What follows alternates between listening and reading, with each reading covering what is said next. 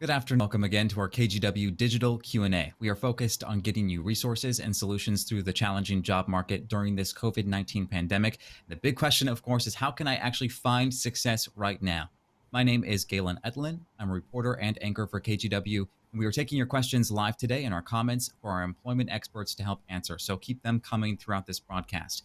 Our guests today are Vicki Lind, a career counselor with Vicki Lind Associates, and Jennifer Nolfi, director of the Retail Leadership Program at PSU's School of Business. Today, we're going to be talking about what everyone's talking about here, including students and graduates, what everyone can do to navigate these tricky times, steps you can take, what you should invest in, and how to network. Thank you both so much for being a part of this. Vicki, can we start with you as a career counselor? What do you tell people are the three most important things they can do to find a job in this market? Thank you for having me on. When I've been thinking about this, I've kind of organized my thoughts into three C's. So the first thing has to do with choosing the right jobs to apply to. Sometimes when people are scared, they think it's a volume to send out so many resumes a day or a week. The first challenge is on the job boards to choose that you match at least 80% of the requirements. The more your field is crowded right now, the more you have to, it's a little bit harder to find those in some fields, as we know, are a lot harder than others right now. The second C is to customize your resume. Assume that in this era, it's not a person who's thinking, it's a tracking system that's looking to how much you're using the keywords, the key requirements that are in that position announcement, so that being who then look for. So we do a lot of helping people figure out where to use the keywords to kind of outfox that tracking system when they customize.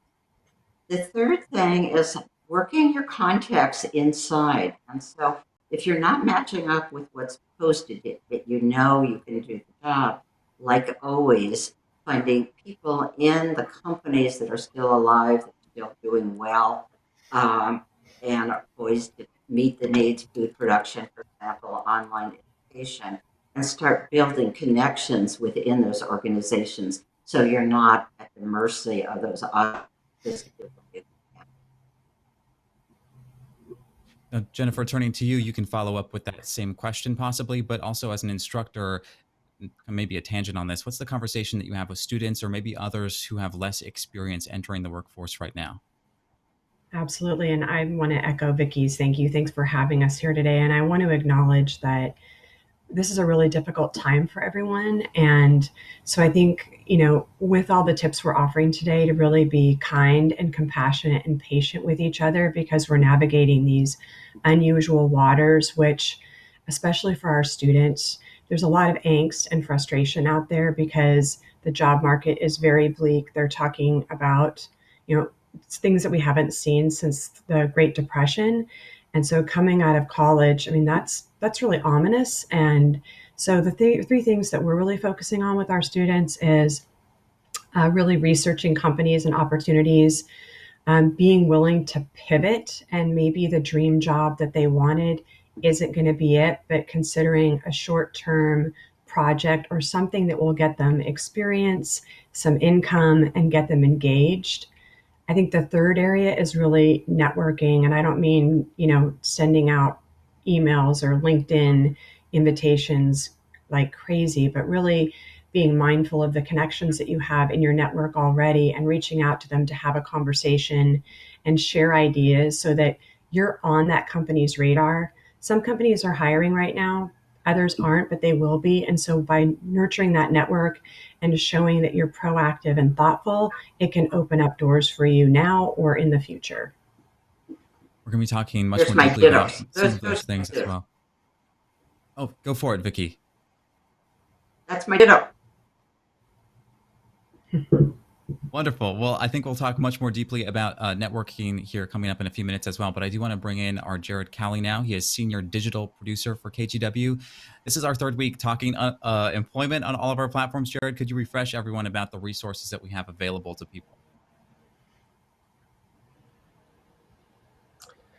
Thanks for bringing me on. I'd love to talk about some of the resources we do have on kgw.com. I think the best resources we have are the web articles we have for these digital Q&As. We produce that every week, and we have these local experts on the show that answer your questions and give you the help you need to navigate this uncertain time. And these articles on kgw.com, they're full of links to resources that can help you navigate unemployment and find the right job. The article will be on the front page of kgw.com today, but if you're looking for this article later and you don't see it on the front page of kgw.com, you can do a search for KGW Digital Q&A and you'll find the articles. You also find each of these live streams on YouTube. We have a playlist on KGW's YouTube channel for all of our KGW Q&A videos. And in those videos, you'll find answers to your questions about employment and many other topics related to the COVID-19 pandemic. On kgw.com, if you see here on the screen under featured, the middle story there, helpful resources, this article has a comprehensive list of resources for people who are struggling during the COVID-19 pandemic. This article, which you'll find today right there on the front page, has links for help with employment, housing, food assistance, healthcare, insurance, stimulus checks, and much more. So you'll be able to find a lot of links that can help you there. In addition to that, we have a KGW initiative called Yes, We're Open, and that helps spread the word about small businesses in the area that are still open. And you can find an interactive map for that at kgw.com/open. Jared and our digital team are always doing 700 different things. Thank you so much. Those resources are so good. If you are just joining us here, I'm Galen Ettlin, and this is our KGW Digital Q&A about finding success in a tough COVID-19 job market. Our guests here are Vicki Lind, a career counselor with Vicki Lind Associates, and Jennifer Nolfi, director of the Retail Leadership Program at PSU's School of Business. I want to get to some viewer questions now. We talked about students and newer members to the workforce briefly, but Terry Silva asked me this question on my Facebook page. How do you overcome age discrimination? There are many assumptions made based on an applicant's age, and they are not discussed with the applicant. Both of you may have input on this, but Vicki, let's start with you. Okay, I got my last job when I was 55, so that was on the radar. Most people know now that you hide on LinkedIn and on your resume your years of graduation, and a resume just goes back 15 years. And so they should not be aware of your age initially meeting. When you get the interview and you get the networking, the prejudice against older people is they'll be behind technologically. So in your field, you can't afford to say, what is HubSpot, something that would be generally known. So anytime you have free time, if you're older, get very current on your technology. And Jennifer, this conversation could play the other way around too for maybe younger members entering the workforce. What is your experience and what do you tell students and maybe people who are across the board?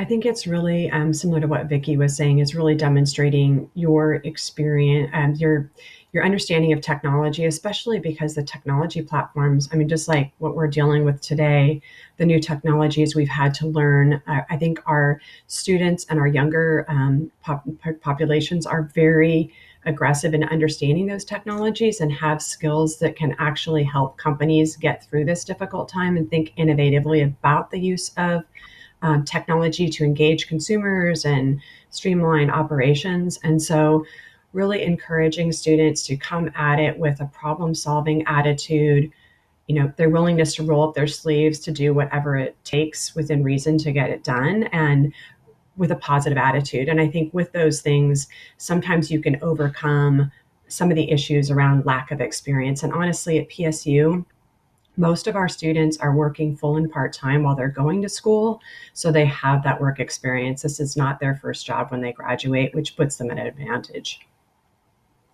I want to talk about the educational and training aspect for a lot of people here. Now, Vicki, you've mentioned to us money is tight right now. What would you recommend to people if they're considering investing in additional training? Should they do that? So Jennifer used a key word yesterday when we're getting to know each other, which is skill up. I think that's a fabulous description.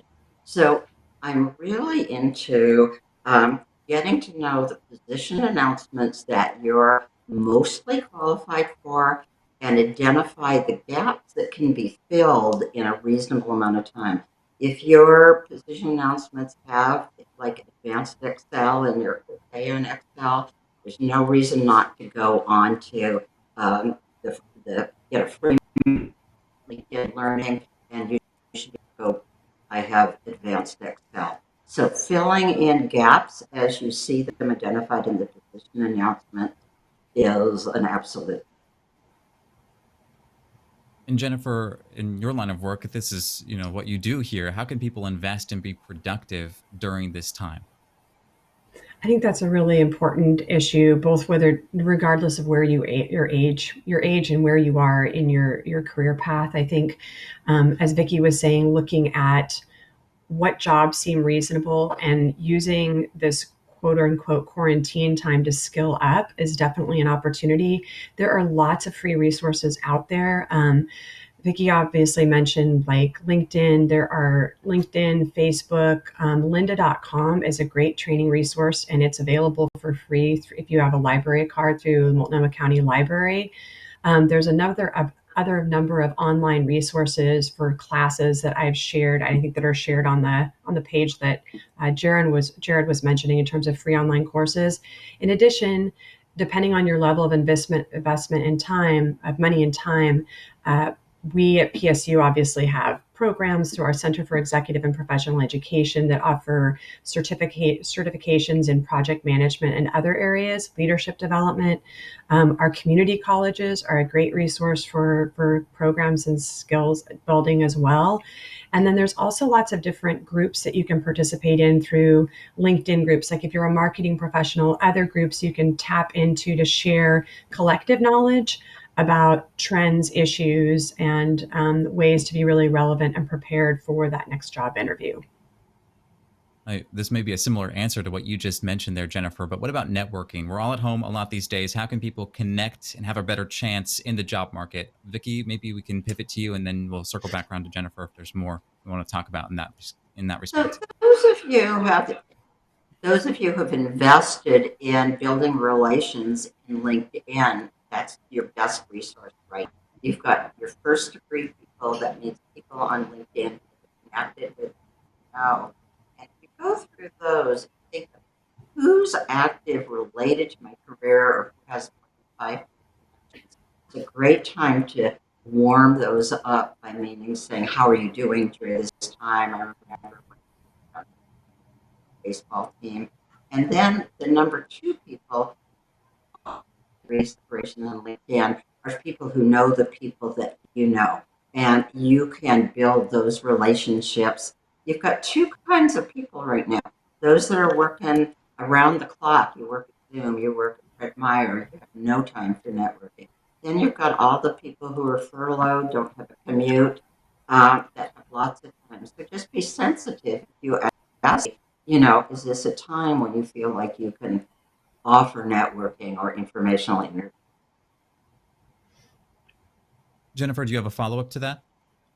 I totally agree with that. I do think we've noticed this with some of our students, and I think it's true for us as well, is that, there's this kind of this Zoom anxiety, like I can't network on LinkedIn or Zoom. Like I don't even know how to do that. So we've actually been doing workshops for our students, just how do you network in this digital economy, and encouraging them to practice on Google Hangouts or something with a friend or someone that they trust so they get comfortable being in front of that screen and having that conversation.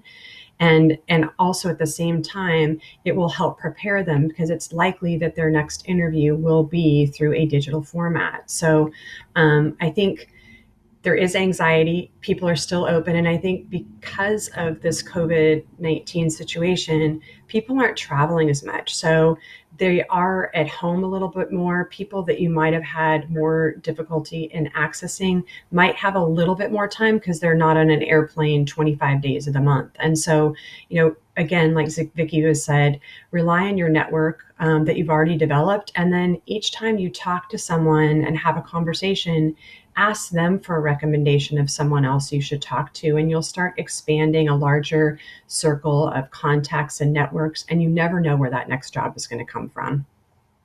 I think that practice is such Right. a good Add something to recommendation that. for many of us. I think we're in that position, right? Vicki, go ahead and follow up here. Yeah. So introverts are always nervous about networking. They think it means going to an event and chit chat. Introverts have the advantage of liking to listen and liking to hear. So that same thing applies to building relationships on LinkedIn.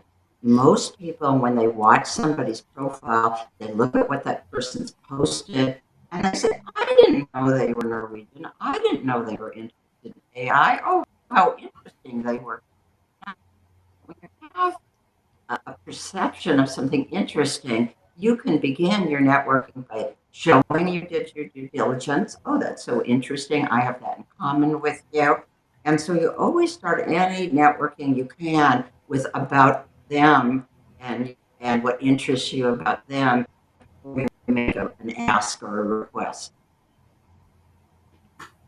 If you're just joining us here, I'm Galen Ettlin, and this is our KGW Digital Q&A about finding success in a tough job market. Our guests here are Vicki Lind, a career counselor, and Jennifer Nolfi, director of the Retail Leadership Program at PSU's School of Business. I want to follow up here. We mentioned some skills earlier that would be marketable, including technology, but what other skills are ones that maybe people wouldn't think of that they should market themselves with? Vicki, maybe we can start with you again. With me, Vicki? Yes, please. Okay. Um, it is very specific kind of job that you're in. And I want to say, what is the best answer for you? So let's say your neighbor's jobs up there. So then you find out, well, but you know that this is not going to be the hardest. That you started on data analysis, so you have to find out if carrying data for decision making is doing okay, or if it's been hard to do your brain into your information gathering, networking, with looking at announcements. And so you can answer that for your what we say technology. So you need to declare, you know, which technologies to focus on. It looks like we might be having a little bit of a connection problem. So Vicki, I apologize. We're going to ask you to call in on your phone here in a moment. Our Kathy Marshall is going to reach out to you. Jennifer, I'm going to pivot to you. In the meantime, what is your response to that? What are some other skills that you recommend people market themselves with besides technology, as we mentioned earlier? Yeah, I think it really depends on the job that they're going after and what their skill set is. I think having the individual kind of going through a skill assessment and thinking, what am I really good at? Right now, some of the things that we might take for granted, you know, customer service. If you're into talking with people and solving problems, right now there's a lot of companies dealing with customer service issues, right? Just resolving problems around product questions or how to access this. I think softer skills might be part of the assessment. So, are you caring and compassionate? Might be there be an opportunity to go into healthcare in some capacity. It doesn't require another certificate or degree, right? Because healthcare is really hiring. So I think just looking at some of those soft skills and what you're good at, whether it's communications or you know, project management, which doesn't really require a degree that you can bring to a situation, and maybe there's even past jobs or experiences that you took for granted that might be really valuable in terms of the lessons you took away from that. So again, I really think it depends on the job that you're looking at, what kind of skills, but then doing a self-assessment of what you can bring to that and if there's a good fit there. And Jennifer, you were talking with me yesterday too about how self-care and mental health during a job search is so important right now because it's easy to feel discouraged and burned out. How do you strike the right balance there of being both, say, productive during this search and also relaxed enough? Absolutely. When you asked that question earlier about the top three things, I wanted to incorporate self care in there because I think that's really important and being kind to yourself. I think everyone is under a lot of stress right now, whether you have a job or you don't have a job, because we all don't know how long we're going to have our jobs given the current situation. So I think really making sure that you create a structure for your day if you need to. I mean, some people need a detailed schedule and they build in that time to take a walk or move away from their computer or call a friend to connect that they haven't in a while. So, really building those blocks of time into your day to do that. And I think it really depends on the individual what that self care activity looks like, whether it's a walk, whether it's going for a run, whether it's connecting with a friend, doing meditation, all sorts of different tools, but being very intentional in adding that. And then again, being patient and kind to yourself because this is a really difficult, unprecedented time for everyone, and we all react to that differently. I'm curious to get your take on this. I've applied for hundreds of jobs, all online in the recent years, and that's usually required these days. How would you recommend people overcome feeling being ghosted, no longer hearing back from an employer, or maybe just never getting a response, period? Uh, I I think that happens. I don't think it's you. I think it's important not to take it personally and not to be frustrated and be like, oh, they really, I'm never going to get a job and immediately take a negative perception. I think going into it, that there's an understanding that that does happen. And especially, right now, we don't know how many applications employers are getting for specific jobs. We also have to recognize that the people that are receiving those applications are in a similar situation as we are, right? They're dealing with a remote work likely. They probably got family. They might have family that have to take care of elders or younger people. And so, really being cognizant that it might not just be you. And if that happens and you're really serious about a job, being patiently persistent, following up, acknowledging that this is a really difficult time and that people have a lot of things going on, and just being like, hey, I sent my resume. I just wanted to follow up. I understand this is a difficult time, and just kind of understanding that. And set it up a pace. I say, depending on the job and the situation, every couple, 2 or 3 weeks, if you haven't heard, it's nice to ping somebody, but not being overly zealous so that you become an annoyance when we recognize that there's a lot going on right now. There's that balance between being persistent and kind of patient at the same time. I want to bring back in Vicki Lind, career counselor, joining us here with some advice. Now, Vicki, before you joined us again here, we were talking about how people can get over being, say, ghosted by an employer or just not hearing a response back after you apply. And that can happen over and over and over again. What's your advice for people going through that challenge? That's a drag. It's like that is what the normal is even before the crisis. People come into me and say, oh, yay, I got a rejection. They just heard something. I think that 2 weeks, it's fine to check in, but usually means no news.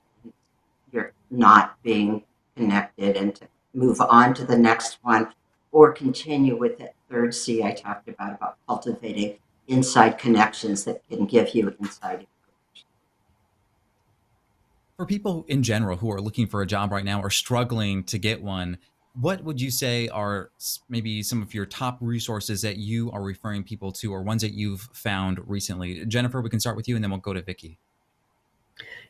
Yes, thank you. I've been really focused on the industries that are hiring as opposed to just kind of a general website. So obviously, healthcare and grocery, they can't get enough people right now. They're hiring a lot. If you look at Fred Meyer, which is local, Kroger local, New Seasons, Safeway Albertsons, CVS, 7-Eleven, Dollar Tree, all those people are hiring right now. And again, that may or may not be your dream job, but it's an opportunity to get experience and be engaged and really show to a future employer that you were nimble and resilient and were able to pivot in this really difficult time. So I don't tend to go to general resources. I do encourage people to look at LinkedIn and research companies or people that have roles that they think are interesting and kind of get some insights that way. And then they can transfer that information into a potential job application for a specific company or position. But I think LinkedIn, Facebook, I mean, there's lots of different places to look for jobs. But if you want to take it to that next level, I think doing the research and then, as Vicki said, really leveraging your contacts, any connections you have with that organization to help open the door for you. That bridges the gap to Vicki right now. What are the resources that you refer to people here? Even before this, I humorously would talk about unemployment as a transition group.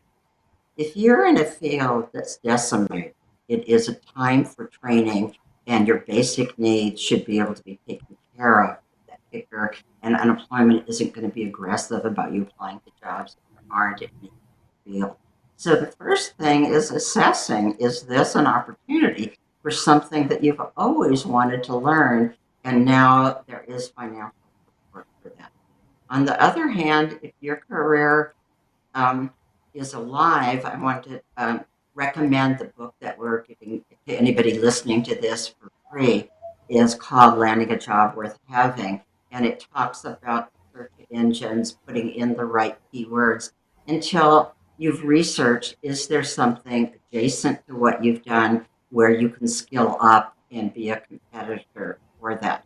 Nonprofit people, all the organizations are needing a lot of volunteer help. And it's not to get out and meet people, it's to be using your most competitive skill in some professional way in a nonprofit organization or for a friend who has a small business and a website. So be applying professionally linked skills till you can compete. Let's say someone is lucky, they get a response, they get an interview, everything went well, they feel. What's the best way to follow up after that? Is it an email? Is it a note? Is it a phone call? Does it depend? Let's talk about it. Vicki, we can start with you again, and then we'll jump over to Jennifer. She's got to follow up. Okay, I'll take that one. In our areas, email. There's even questions now about the mail and the virus and if that's safe. So it's a personalized email, and the more you learn in the interview, the more you can say, "Oh, I'm even more excited hearing about your sustainability policies." Or I forgot to mention in the interview that I'm an expert in partnerships in SaaS companies, and so you can address anything that they said that you learned, and and thank them. Jennifer, do you have a follow up that you recommend to people? No, I totally agree with what Vicki is saying, and I think just following up on that. Also, if there was some kind of personal connection that you identified before you went into the interview that you were able to talk, or even there was a surprise connection that came out of it, kind of articulating that in the communication just to keep that bond going is really important. And honestly, I still, even with the uncertainty of mail right now, I still encourage our students to write a personal note if they can, because people don't get very much mail and it stands out. The only challenge is email's faster, so they'll get it right away. And if they're making a decision, your note might show up 3 days too late. But I really think that personal touch is really appreciated. And I certainly appreciate a handwritten note when I get it. And my mom taught me you're supposed to write personal notes. So anyway, I think it's a differentiator if you have the time and capacity to do it. I'm in that handwritten note camp as well. My mom taught me the same thing, and I do think it helped land me this job, honestly. So I always send a handwritten thank you note after an interview. So I think that's some great advice here. We do have a question from another viewer here. Andrew sent this one to me on Facebook. This one's pretty specific for someone who's looking for maybe a specific opportunity or matching to the right type of job or company. He asks, what types of jobs would help people with disabilities? I know places like Goodwill and a few other places help people with different abilities, but I'm just wondering. So turning to you, Vicki, maybe first, when someone approaches you who's in that position, what sort of advice do you give them to pursue the right type of career? Okay. Depends on the disability. So the stereotype of ADHD, not for everyone, is that the detail jobs are going to be more difficult, fast paced, making a lot of connections will be easier. So we do the same thing on our team that we do with the intake of any of our clients. What are your strengths? What are your weaknesses? what are your weaknesses that work okay if you've got a good boss or certain kind of accommodations? Which are the weaknesses that just drive you crazy, like paperwork? I'm working with somebody now who's a therapist who's great with people and terrible with record keeping. And so we're talking about how to sleuth out which are, where that's going to be a problem and where his big assets can shine. Jennifer, I don't know if you have a follow-up. If you don't, we can move on to the next topic here as well. I think just really looking at the requirements of the position and seeing if there's specific things, requirements that would make it not feasible for someone to take that job. And then just, encouraging them to network, just as we've been talking about today, and finding through their network of people introductions and opportunities, and hopefully narrow down to some companies where they have connections where they could focus their efforts more aggressively. Now, what if, say, you're in the interview? What are some good things that you should be saying that indicate, I'm really interested in this and I'm the right person for this job? What sort of coaching do you give in your field, Vicki? Well, I've just had a woman very successful, and she's a marine biologist, and she's moving from Texas to Oregon. So the answer is research. She learned so much about the issues at the Hatfield Center on the coast that she could compete with an internal candidate because she was so knowledgeable about the position, about the employer. And that's a work sample of what you're like on the job. You dig in and you learn without anybody telling you. And so doing your research, particularly if it's so precious when you get a full hour one, you've made it through the screen, stop everything that you can and just dig into what that job and that company. What about you, Jennifer? What do you think? I think the research piece is absolutely critical in terms of what that organization does, what finding out who you're interviewing with ahead of time so that you can do a little research on those people. And usually if you ask the hiring manager or whoever your contact is at an organization, they will let you know who you're interviewing with. So you have a sense and can do that research ahead of time. And then also thinking about relevant project work or casework, whatever that you've had in previous jobs that you can demonstrate, I've done this, I understand it, and I can bring value. The real issue is communicating how you're going to bring value to that organization and why you're better. And so the more prepared you are in terms of demonstrating past experience, a passion, I think passion is super important, and not just be going into it like, I just would need a job, right? It's really honing in on, this is the most important job that I want, and this is why, and this is how I'm going to benefit you, organization. So I think the preparation, the passion, and then really bringing your work experience in and how you can make a difference. For our viewers here, if you are just joining us, I'm Galen. This is our KGW Digital Q&A about finding success in a tough COVID-19 job market. Our guests here are Vicki Lind, a career counselor with Vicki Lind Associates, and Jennifer Nolfi, director of the Retail Leadership Program at PSU's School of Business. Jennifer, earlier you mentioned how you are speaking with your students about rushing up on Zoom interviews and video interviews, how they can get acquainted with that. What's some basic advice for people out there right now?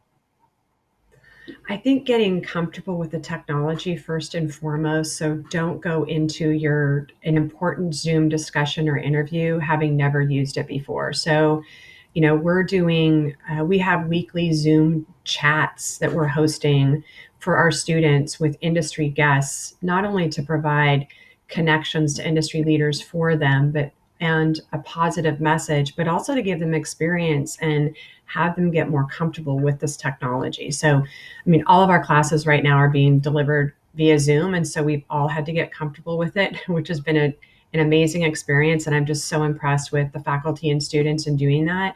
But we're just finding more and more ways to augment that experience through these Zoom conversations and workshops that we're offering through Zoom, again, to help develop that comfort level and also connect with other industry leaders on this platform. And honestly, I think, going forward, more business is going to be done like this, not to the exclusion of in person, but I think as a complement. And so we all need to become more proficient with this technology.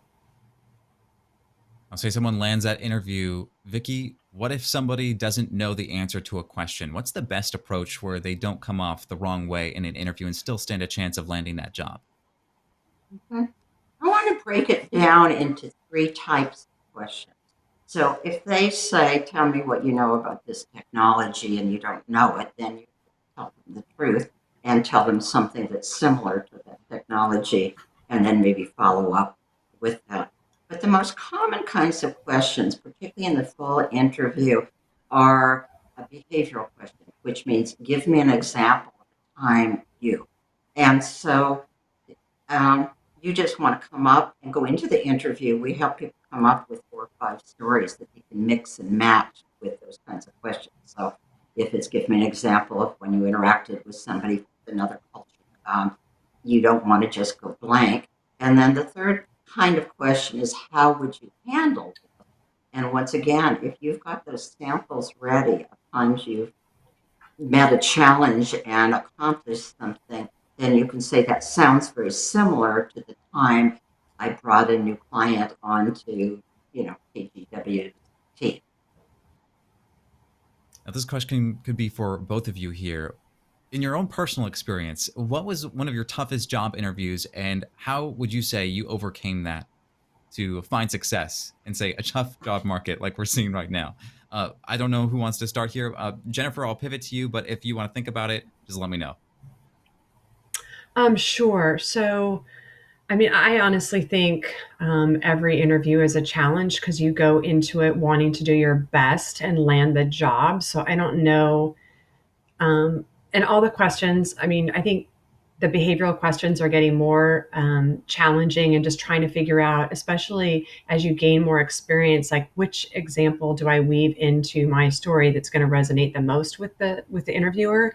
I think probably my most challenging one was I'm from Oregon, but I was back in Washington, D.C. for several years, and I wanted to come back to Portland. And so I didn't have a good network in Portland because this is not where I grew up. And so I was applying for a job, and my first interview was a phone interview. And the person that I thought I was interviewing with, I wasn't. So I was prepared, but not for that particular person in conversation. But just being able to pivot, still understanding the goals of the organization that I was, their mission and why I wanted to go work there, and then tying in my experience. But we didn't have technology then because it was a while ago. And so I couldn't see anyone. I couldn't see the body language and the eye contact. And that's so important to me and to a lot of people in communicating to kind of read like, how is this message sitting with the person across from me? Am I losing their interest? Are they looking at their phone, which means I'm probably not doing a good job, or maybe there's an urgent issue, and just not having that connection was really tough. So I think that's the biggest thing is not having eye contact with someone when you're interviewing them is my biggest challenge because I like to see that level of communication. Definitely. Vicki, what about you? Do you have an example? I was applying to be answering calls on a crisis line, and I knew that as you were talking to people, there was a fair amount of record keeping.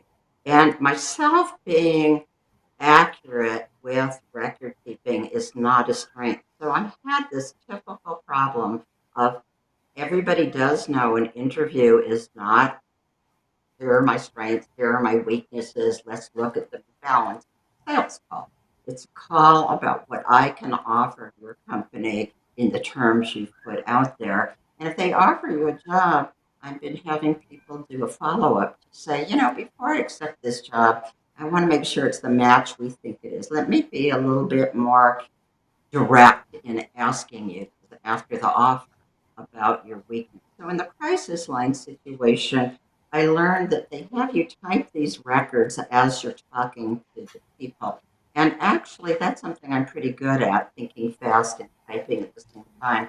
So I truly needed to learn if this was going to be a problem for me and what they meant by record keeping and attention to details. So that worked out, and I got the job. And 3 years later, I was fired. I couldn't get the addresses correct. when I was typing at the same time as I was listening. So is that a success? All jobs are challenging for sure. Now, one of the biggest hurdles for landing a job has typically been if you've got a gap in your resume. What is the best way for someone to explain their situation? And maybe it's changed a little bit right now. It's maybe difficult to say. But Jennifer, maybe from the student or person who's newer to the workforce, or maybe someone who's jumping back into a new industry, what's sort of that line of thought if you're explaining gaps or maybe lack of experience in a resume? Sure.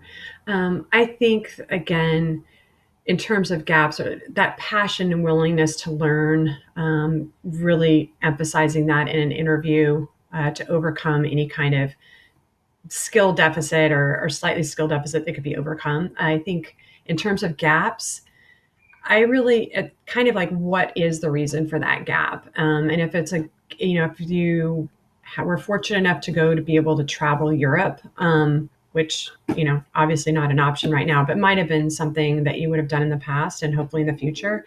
I'm tying in the learning experience that you had and interacting with people of different cultures and maybe how you volunteered there, but really showing how it tied into your personal and professional development. Um, there's a lot of different ways that people take gap years. And I think just finding a positive way to articulate that and how that contributed to your development as a human being, and then why that is a benefit to the organization. I think that's, and I had a break in my career when I was let go from an organization. And I used that time really to say that I was doing, as Vicki has suggested, I took online courses, I networked, I did self-care. So I tried to skill up. So then when that next opportunity came around, I was ready for it.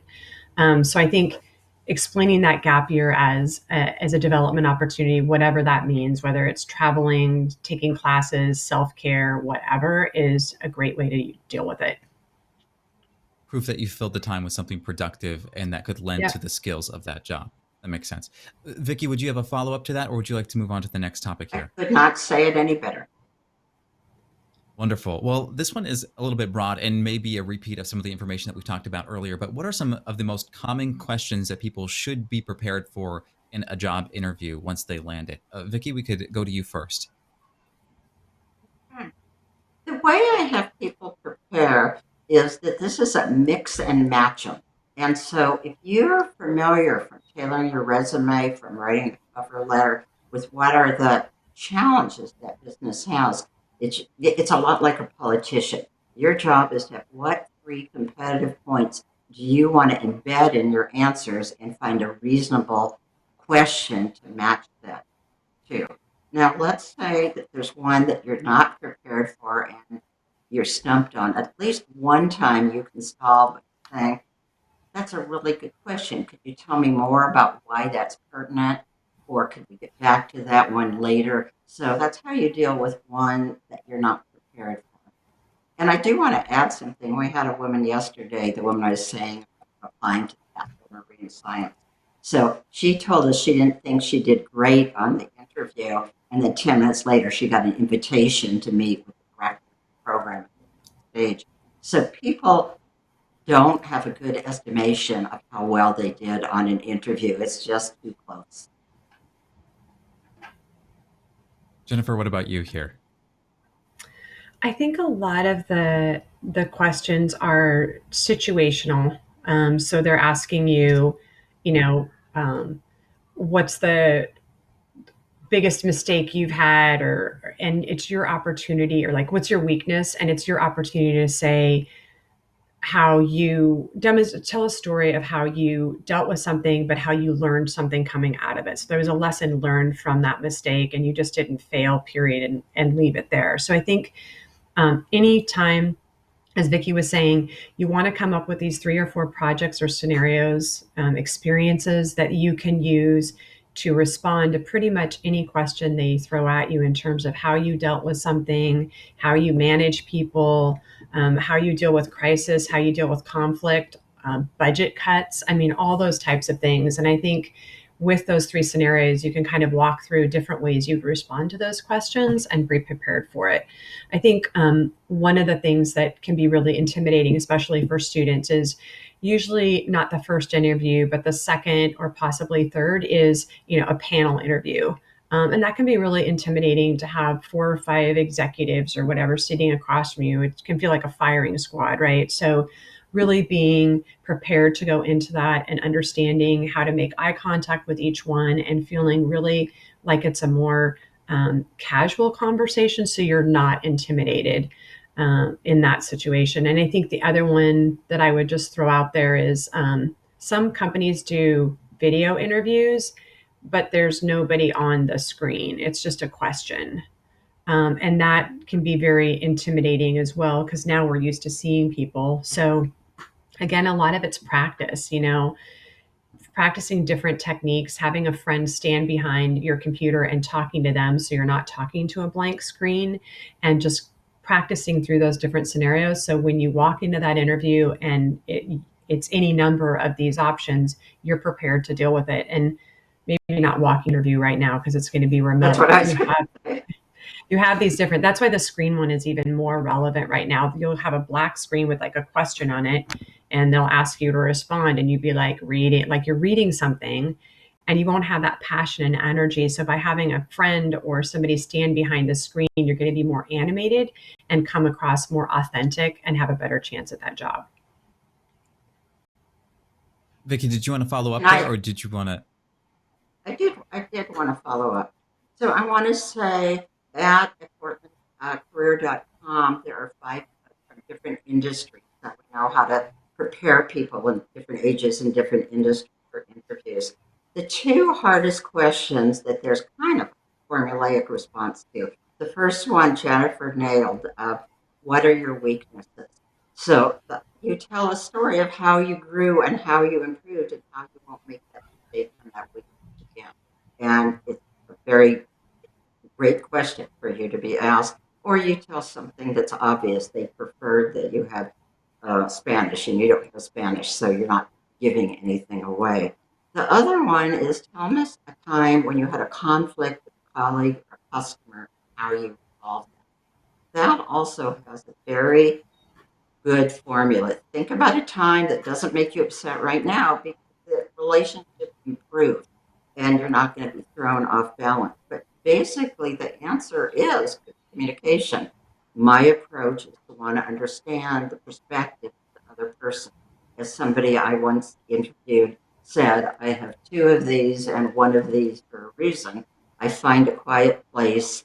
Here's an example of how I heard what their perspective was, how I respected their perspective, and then help them understand, once the trust was built, my perspective. So find an example of a time you used that kind of respectful communication to improve a relationship. And it doesn't have to be when it was a big conflict. It can be where you were stakeholders with different perceptions.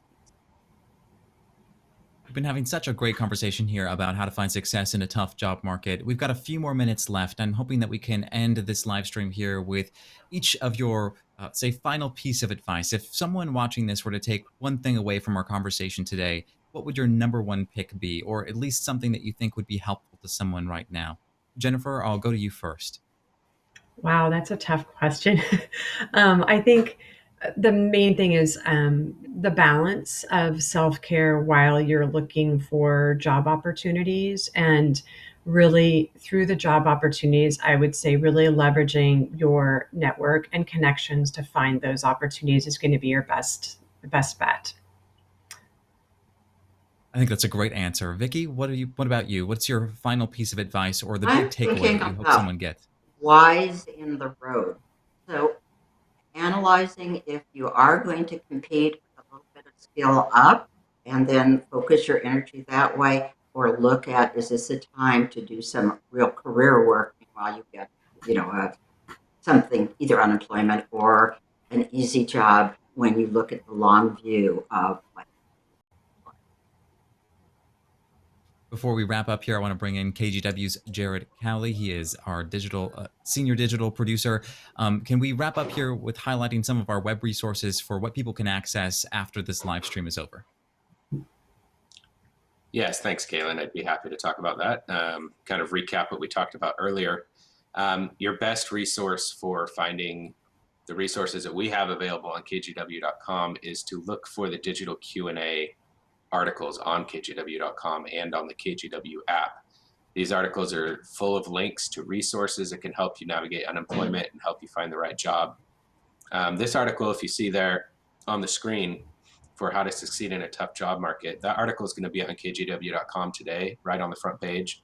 But if you're looking for it later, a few days from now or something, if you're watching this video later, and you don't see it on the front page of kgw.com or you don't see it on the front page of the KGW app, do a search for KGW Digital Q&A, and you'll find all the articles. This is the third week that we've done this. We do this every Thursday, and we'll have a web article for each episode each week. On KGW's YouTube channel, you can also find all of our KGW Q&A videos. We have a playlist for those, and in those videos, you'll find answers not just to questions about unemployment, but many other topics related to the COVID-19 pandemic. And then back on KGW.com, we have, and on the KGW app, we have an article with a comprehensive list of resources for people who are struggling through the pandemic right now. That article has information on employment, housing, food assistance, healthcare, insurance, stimulus checks, and many more topics. And the last thing I wanted to mention is the KGW initiative, Yes, We're Open, and that helps spread the word about small businesses in the area that are still open. And you can find an interactive map with that information at kgw.com/open. Thanks, Galen. Jared, thank you so much. I also want to thank our guests, Vicki Lind and Jennifer Nolfi, and all of our KGW staff behind the scenes making this happen, both in my ear and on my 3 screens in front of me. Thank you all for watching this digital KGW Q&A and for sending your questions. If you didn't get them answered, please keep them coming. We like to answer as many as possible. We'll be back next Thursday at noon to answer more of your questions, and also be sure to tune in to KGW at 7 p.m. for more Q&A Monday through Thursday with our Kristen Severance. I'm Galen Ettlin with KGW. Be well and see you soon. Thank you. Thank you.